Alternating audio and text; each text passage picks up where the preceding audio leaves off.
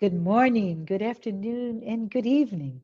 Thank you so much for joining the Spiritist Talk series promoted by the United States Spiritist Federation every Saturday morning at 11 a.m. Eastern Time. Due to power failure in the aftermath of Ian, our guest speaker, Alturi, will not be able to present today. We kindly ask all of you who are here today to send your prayers to those impacted by the hurricane. We will replay JUSSARA KORNGOLD's lecture about Allan Kardec in celebration of his birthday on Monday. But before we begin, I would like to take a brief moment to announce two U.S. Spirits Federation programs. Number one, initiation into Spiritism virtual course on Sundays at 10 a.m. Eastern. As you may know, this course is meant for anyone who wants to learn or review the basic principles of Spiritism. Tomorrow, Sunday, October 2nd, we will reach the last presentation prior to the last and final Q&A session, which will take place the 9th of October. And at that point, we will conclude this amazing course. The second announcement is that the 25th anniversary of the United States Spiritist Federation will be celebrated at the 16th U.S. Spiritist Symposium in Houston, Texas on November 5th. The theme, as you can see, will be Time for Renewal, Healing, and Regrowth. The symposium is for the entire family. Get more information by going to spiritistsymposium.org. And please note, all the registrations are open, so hurry up and register. One more announcement before we move on to our presentation today. Please note on the screen, there is a QR code. And if you want to help the U.S. Spiritist Federation produce publications and promote Spiritism to anyone, scan the QR code on screen for your donation. Before Jussara's presentation begins, I would like to introduce her. Jussara KORNGOLD is currently the General Secretary of the International Spiritist Council. She's also the former President and current Vice President of the United States Spiritist Federation. Jussara is the founder and president of the Spiritist Group of New York and the Spiritist Alliance for Books. Ms. KORNGOLD is fluent in Portuguese, English, French, and Spanish, and is an international speaker, a published author, and a translator. Unfortunately, we will not have a Q&A session today, but feel free if you have any questions, send to us via the chat window and we will address it next week. And today we are going to be talking about Allan Kardec. Allan Kardec, because of course there would not be Spiritism without Allan Kardec. So it is important, and this is the way that Teresinha chose to introduce Allan Kardec into her book, as being one of the chapters, just for us to have some basic knowledge, a basic idea about this man, about this spirit, and everything that he has provided to us, and how much he has dedicated his life in order for us to receive, to be able to have today this knowledge, this understanding about Spiritism. As always, we will be open for questions. So put your questions in the chat and we will reply as much as we can. And we also will have a Q&A session, and we will be able to bring all your questions in case some of them will not be replied to today. So let's start talking and getting to know this man, Allan Kardec. So first of all, let's talk about Hippolyte Léon Denisard Rivail, which is his name, as being an educator. Above all, this is the aspect that we really like to emphasize when we are talking about Allan Kardec, even because when we are studying the works of codification, as we say, the 5 main books of Spiritism, we see how much his ability as an educator actually came into place as he carefully chose each chapter, the order of each chapter, so to make it more not only palatable to us, but in a way to make a logic sequence of all the teachings in accordance to how it would be better for us to continue with this learning. So his birth and real name, so he was born on October 3rd, 1804 in Lyon, France, of an old local family which was Catholic. So he was born in France, and this is the religion that prevailed at that time in France. His ancestors distinguished themselves as lawyers and magistrates and in dealing with educational issues. So as we see, in a way, Kardec was following in the footsteps of all of his ancestors, the family that he had and how he was brought about, and all the opportunity he had and the inclination. And most of all, as we understand, this was the main aim of his reincarnation, right? To bring to us in this way all the knowledge that he had conveyed as a professor, academic professor, but also in terms of spiritism. In his birth certificate, his name is written as being Denisard Hippolyte Léon Rivail, but there was an inversion on his certificate of baptism, and so his name became Hippolyte Léon Denisard Rivail. So that there was this inversion, and we can see that in documents that we have in relation to both his birth certificate and his baptism certificate. At the age of 11, which was somehow used at the time, he was sent to study with Pestalozzi. His parents, actually his mother, because at this time when Kardec was 3 or 4 years old, his father was engaged in the war in Spain that France was dealing at the time, and he never returned to his home. So Kardec was actually raised by his mother and his grandmother. And so at this age of 11, he was sent to study in the city of Yverdon-les-Bains in Switzerland. And he had the opportunity of study with the schoolmaster Pestalozzi. That was very interesting when we start looking into this phase of Kardec when he was when he went to Switzerland, because first of all, it was not out of his own volition that he decided to go, but we have to understand everything that happened or were happening in France at that time that led his mom to take this decision to send him to study in Switzerland.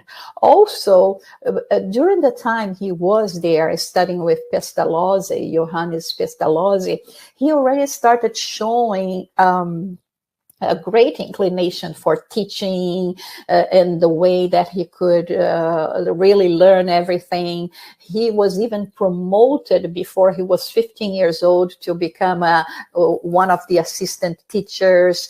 And it is not a surprise when we know that when he returned to France, he decided to establish himself as a young teacher in Paris as well. So what is the reason that he went to study in Switzerland? In this school, particular school, Verdun-les-Bains, Pestalozzi's this school. At that time, every family that could afford that would send their children to study abroad to escape the oppressive influence of Catholicism that was happening. And during this time, Napoleon's empire, they had what they called in 1815, exactly the year that Kardec turned 11 and was sent to study in Switzerland. They had what was called sacred alliance, not only France but other countries as well, and in term that was dictated by the church. And then in this alliance, one of the things that they had was the school reform, and there were several prohibit subjects for teachers to apply in their school, like, for instance, modern language, philosophy, history, moral and political sciences, anything that could develop the spirit of criticism at that time was forbidden. So in order to have a proper education, and in this case, people that could afford that would send their children to another country, in this case, a Protestant country, actually, Switzerland, where they, in this case of Kardec in particular, he could study all those subjects. So let's talk a little bit about Kardec, the educator. So from 1824 to 1848, in addition to teaching, he also, and this time we will not refer to him as Kardec, we will still refer to him as Professor Vivile. He wrote important textbooks, arithmetic, French grammar, papers on public education. One of them received an award from the Royal Academy of Sciences of Arras in 1831. And it's interesting because some of the method that Professor Vivile has developed at the time is still used today in modern France. So in 1825, he founded and directed an elementary school, which operated until 1834, when he had to close due to financial debts incurred by an uncle. Unfortunately, his uncle was a business partner, and he didn't conduct the business well, and brought consequences that they had to close the school. And as a result, Kardec had to work as an accountant, but during the night he remained as an educator. So he was always, involved in working on these textbooks, like we said, in translating literary or research books mainly from German and English, but he also spoke Dutch, Greek, and Latin, among other languages. He was always preparing courses to be taught in schools, organizing or giving free courses to students that could not pay. So Kardec never stopped working in education. And one of the beautiful things that we see is that he gave his time freely as well to help those that could not afford to receive a proper education. He married in February 1832 to Amélie Boudet. Amélie Boudet was really the companion, the best partner that he could have.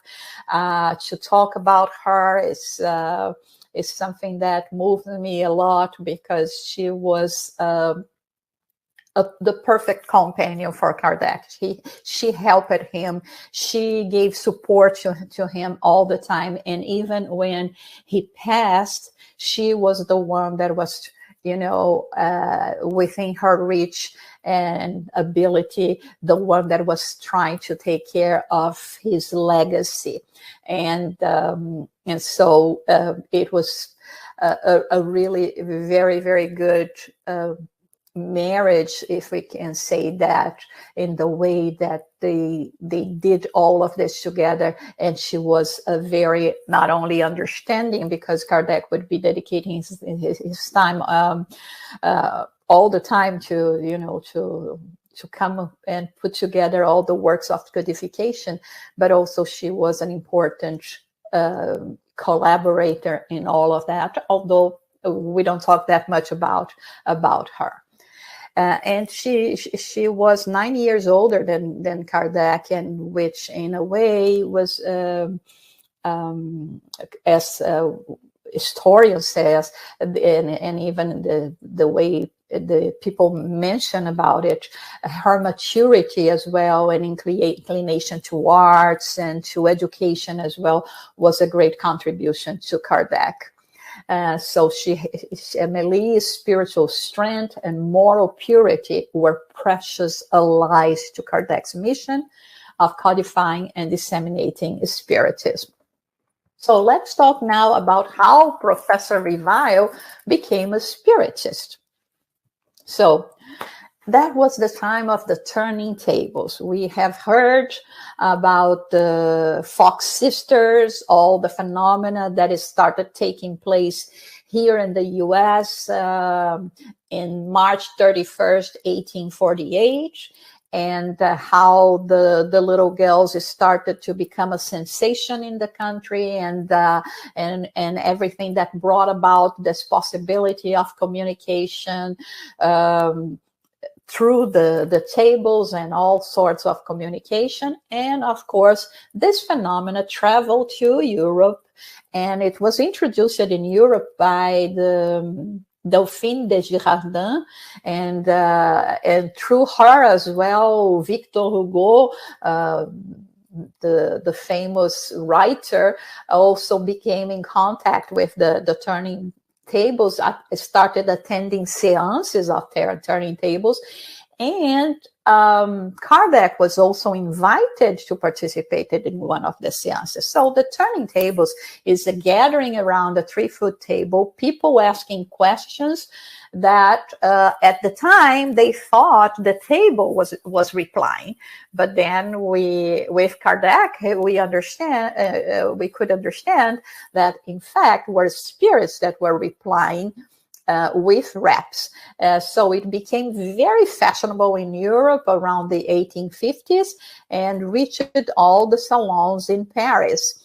So at this point, Professor Revile was told for the first time in 1854 about the turning tables. It was his friend Fortier that was telling him. It's amazing because, you know, you sit around the table and you ask a question and the table is going to reply, to which Kardec replied, I will only believe it when it's proven to me that a table has a brain with which to think, nerves with which to feel, and the ability to reach a state of somnambulism.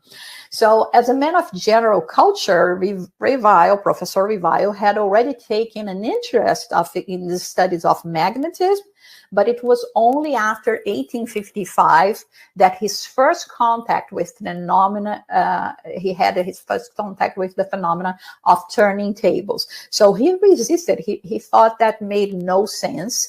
But once he heard from a friend that he said he trusted his common sense a lot, so he decided to go, and it was when at the house of Madame Planmaison, he witnessed for the first time the phenomena of the turning tables. And so he started studying the phenomena. So upon finding the phenomena to be true and to have an intelligent cause, he understood that they were the souls of human beings who had once lived on earth. So as opposed to everyone that was thinking that the tables were, you know, replying to questions, Kardec could see that was a way, like, you know, a tool for the spirits to communicate, that there was an intelligent cause behind all that. So he found out that this communicating spirits also, in terms of, you know, all the research, all the seances that he participated and put together, that the spirits were not all the same. They did not have the same knowledge, the same morality, the same information, the same understanding of things. And all this research and information that Kardec was able to gather at this time was very important to compose this body of knowledge that we called the codification. So he started studying the phenomena. He was giving 50 notebooks of, messages that were gathered in many different places, and he started select them, preparing the questions to be asked in the following seances, all of that, and comparing, giving to different places, to different mediums. And he was able to observe, all this mediumistic phenomena. And he reviewed all of them, and he started, with the help of Amélie, of course, to put everything together. And in this way, we have what is called the body of knowledge that we call the codification, the 5 books of the codification. Here he says that at the beginning he worked with more than 10 mediums, especially Mrs. Baudin and her 2 younger daughters, Caroline and Julie, and also with Miss Jaffé, as we know. So let's talk about now Kardec, the codifier, according to how Teresinha lists in her book, and this chapter in particular. So let's start understanding first what is the origin of this name, Allan Kardec? Because as we said before, up to this time, we would refer to him as Professor Rivail, Hippolyte Léon Denisard Rivail. But now, when he started dedicating himself to Spiritism, or better, to the study of this phenomena, that was still not the name Spiritism. He started working and organizing all this, the publication of the first book, the Spirit's book, and he decided to use this pen name, Allan Kardec, that was revealed to him in one of the seances by a spirit as being one name that he had in a previous incarnation during the Gallic times, when he was a druid, a priest of an ancient Gaul, and a former region of France.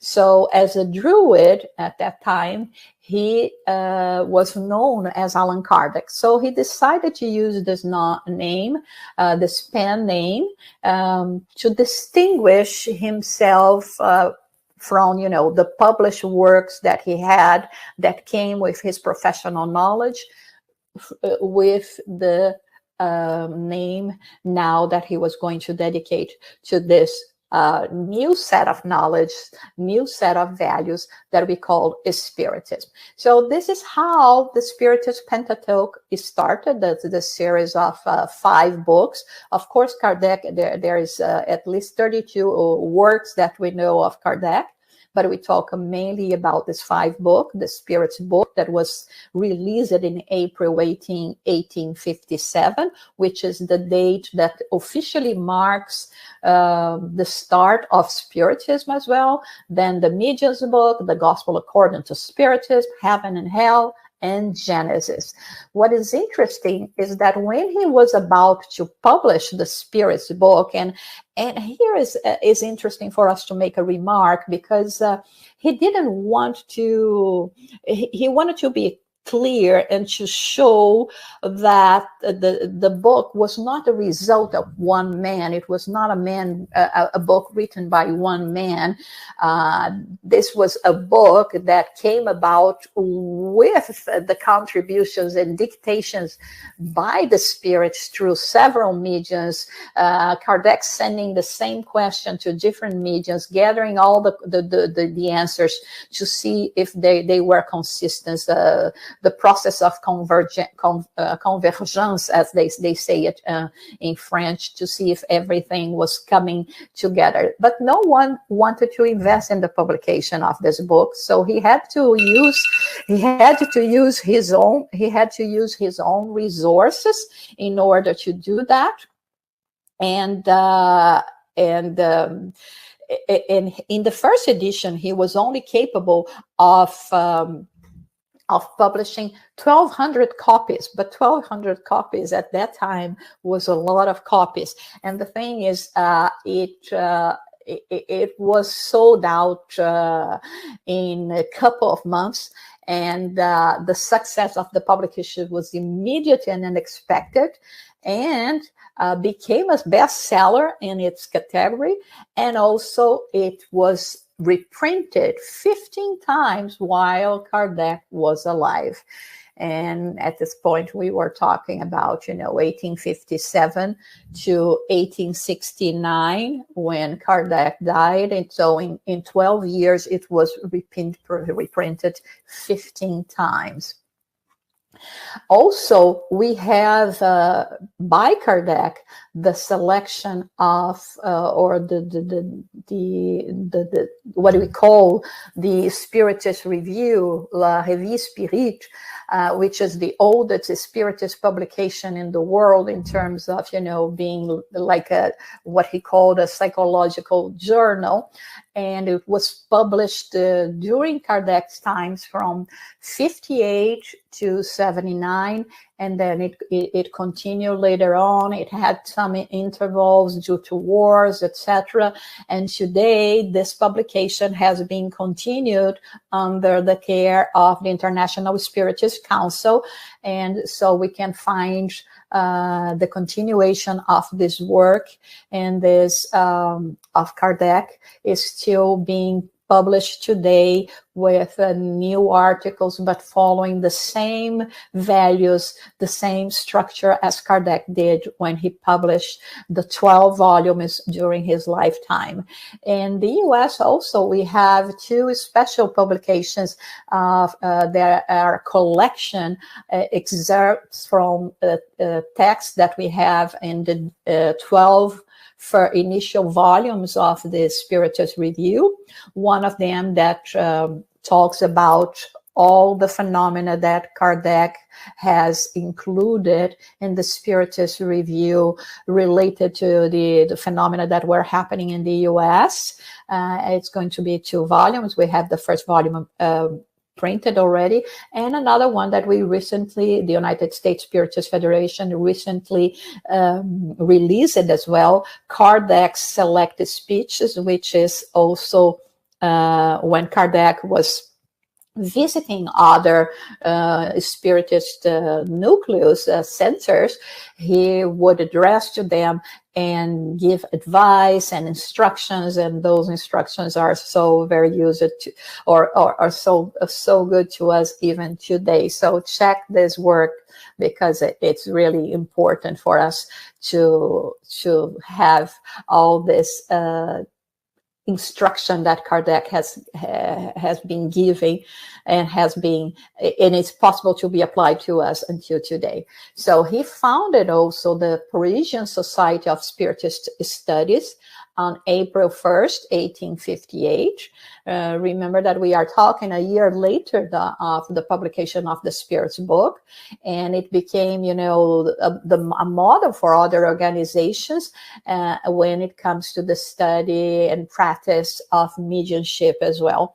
For us to understand that when we talk about mediumship, we are not talking about trivial things, but we are talking about a serious interchange with spirits in order to gather knowledge, understanding, and most of all, to try to put them in practice in our daily lives in order to improve ourselves and to improve the quality of our lives. And we are talking about, our moral selves, our emotional selves, in way of, behaving and dealing with everything that we have to deal when we are here on earth, and have to do with the adversities of life as well. So Kardec's disincarnation, so from the first contact with the spirits in 1855, Kardec spent 14 years organizing Spiritism, which he would finish on March 31st, 1869, the day he passed away due to an aneurysm. And the interesting thing about that is that he had this, he passed away really working. He was giving to be published the issue of the Spiritist Review of April 1869. So the man that came to his house to pick up the copy to make the publication with Kardec, Kardec gave it to him, and immediately he had this aneurysm, and a couple hours later he died doing this kind of work.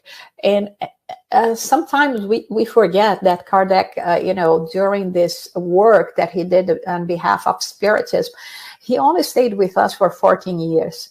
The tremendous amount of work that was done in 14 years is really unbelievable. We are talking about over, 10,000 pages for us to dive into, to study, to all this legacy, not to mention things that were lost and writings that were lost and never published that we unfortunately do not have. So it's a tremendous amount of work, and that's why we are always very, very grateful to Kardec for all of his dedication. And for us to start concluding our topic today, I decided to bring to you some of the phrases that we have from Kardec. This one, it's from the book Voyage Spiritual. We have it in English as well, the Spiritist Journey, published by the United States Spiritist Federation, where he says, Spiritism should never be identified to a particular religion, excluding the others. Spiritism is a neutral terrain under which every religious opinion may gather and walk together. This is so important, because even when referring about Spiritism as being a religion, even if we want to refer that as being a religion, we in this case Kardec was adamant in saying that it was never his idea to exclude the others, that Spiritism should always be in a neutral terrain, that every religious opinion may be together, may walk together. And so this is a very important thing that Kardec was actually addressing. And remember that we were talking at the time that Kardec was in France, there was a lot of oppression in terms of, because of the church, even all these things that led Kardec to be sent to study in Switzerland. And so he made it the point, it's nothing to replace other. It's not here to replace a religion. It's here to walk together, to complement one another, and and above all, for all the spiritists around the world to understand that we have to respect each belief. And as we want ours as well to be respected, but in this case, be true to this idea of Kardec about respecting and doing everything in our power to walk together with each one of them. And another thing that I like very much also from the book, The Spiritist Journey, Voyage Spiritual, the most important thing in Spiritism is not mediumistic phenomena, but its principles and its moral consequences. Many times people will say, oh, but everything started with the phenomenon. Yeah, it started with the phenomenon. It was important at that time to call the attention. The spirits were calling the attention, saying, listen, we are here. There is no death. Life goes on. We continue being, as always, you know, bringing our characteristics with us, our way of feeling, and is still in a process of growing and learning and growing and going through experiences. And of course, this was possible through the interchange that we call mediumship. That is actually a word coined by Kardec. Mediums, mediumship, everything that is related to mediums. It's a word coined by Kardec for the Spiritist Pentateuch, the codification, as we say as well. But here he says, we use this as a way to reach a goal. And what is the goal? To improve our mediumship, to have, all the time calls, so to say, or soul calls with the spirits. No, to learn from their experience, to learn from their successes, to learn from their mistakes, so that we can make our lives better here, and of course in the afterlife as well. So the most important thing is to know that life goes on, is to know that we are going to return as reincarnated spirits, and to try to understand the purpose of life that is going to help us in this way. I would like to emphasize here, for those who have not watched it, we already had a study that is part of this book, Initiation into Spiritism, that we are developing here in a few months ago, I think, and you can check there, that talks about reincarnation, that talks about spirits as well, and learn even further about all this. So the man Kardec no longer exists, but he is immortal, like we are all, and his memory, his work, and his spirit will always be with those that carry in a firm and elevated manner the flag that he always revered. Thank you, Kardec. And here, for those who would be interested, there is this genealogy of Kardec, Allan Kardec and Amélie Boudet, that we have put together. And you can research or look at it at our website, United States Spiritist Federation. So to learn more about his life, about his family, siblings, and also about Amélie. So with that, I thank you very much for your attention, but let's see now if we have some questions that we still have time to address at this point. Okay, was Kardec a medium? Very interesting question, because when we study about mediumship and we study about the variety of phenomena that we can find under the banner of medium, but there is one of the distinctions that we mention when we talk about mediumship, that is when we have more like an intuitive kind of, mediumship, or more of an ostensive kind of mediumship. So from what we know, Kardec was not an ostensive kind of medium, but he was the one that placed it in the medium's book, this statement that everyone is a medium. So if everyone is a medium, Kardec was a medium as well. But Kardec didn't have this kind of ostensive mediumship that would be receiving direct voice communication from spirits, or automatic writing, psychography from spirits as well. But he, in terms of organizing, and we even remember one passage from the life of Kardec, that he was there working on the organization, and he heard knocks on the wall, and the knocks continued, And then the following seance, he learned that those knocks were done by a spirit that wanted to call his attention, that he had to review what he was writing. And actually he came back and he reviewed all of this, and he found out that, yeah, there was a mistake, and he corrected the mistake. But of course, he was a very intuitive person, and he was in constant contact with the high elevated spirits that work to what we call the mediumship of intuition, which is the most elevated kind of mediumship there is.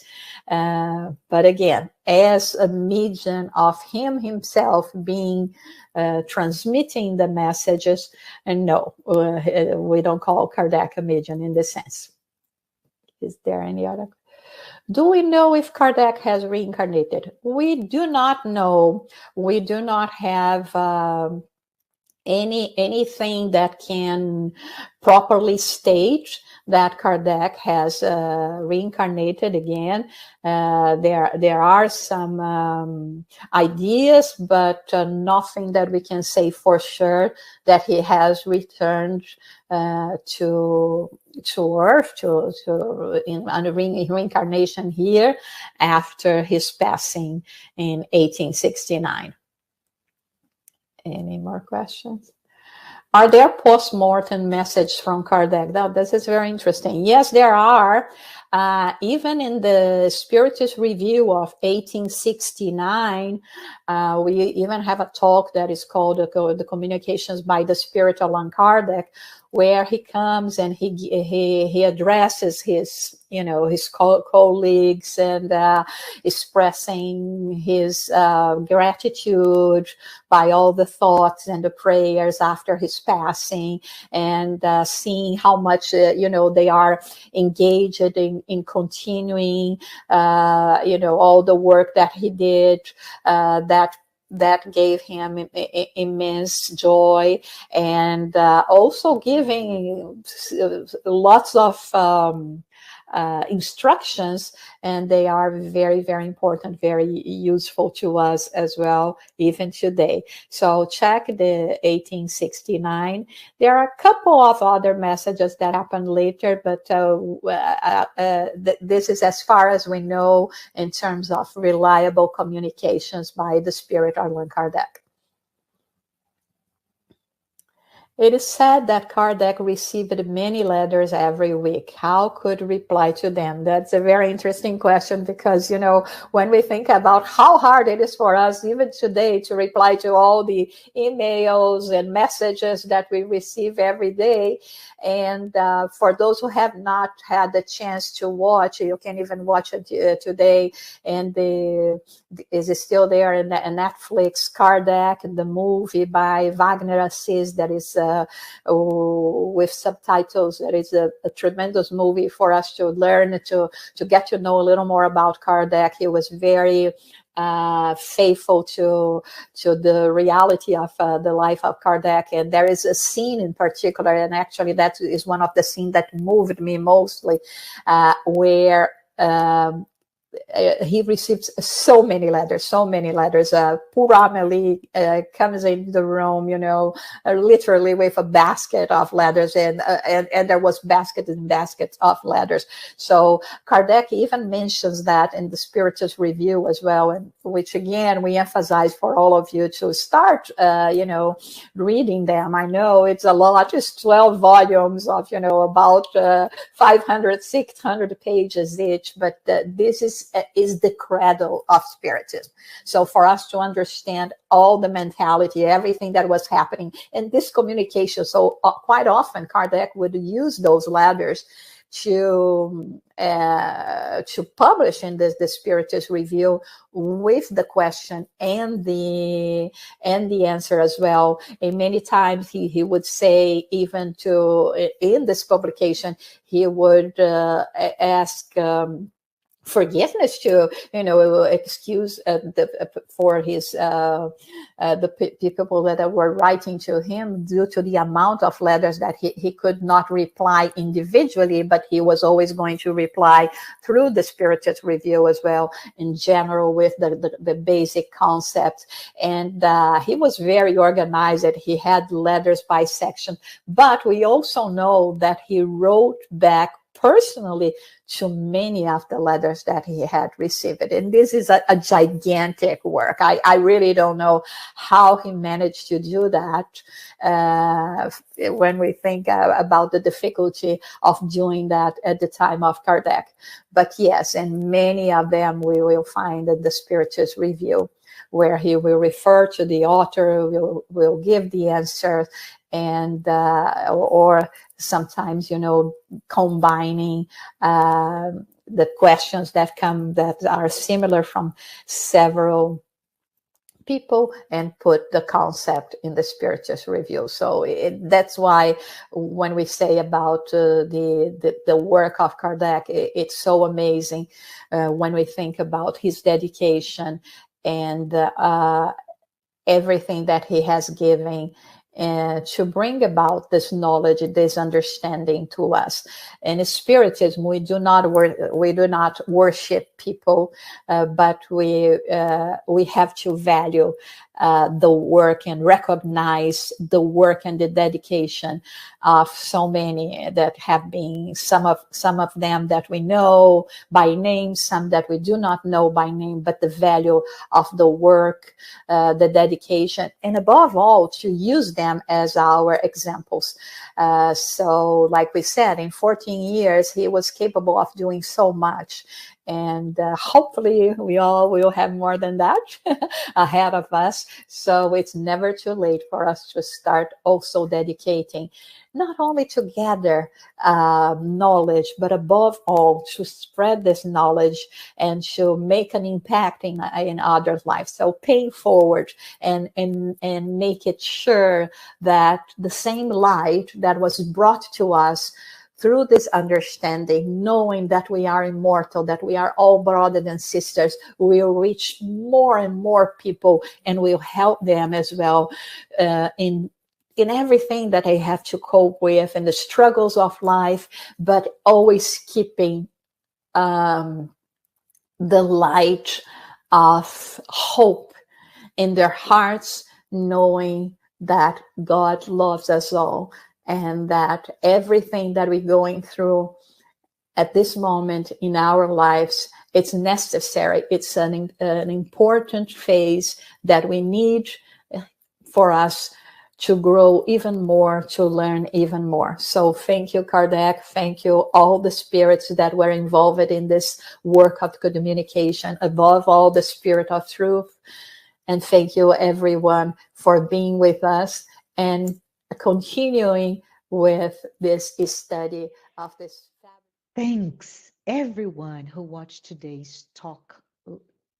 As you can see, we had a very special event today with JUSSARA KORNGOLD speaking about Allan Kardec. Thank you so very much for being here with us. Next Saturday, Danielle Ortiz Martins will be our guest speaker. Daniel will be discussing to love your enemies is to love yourself.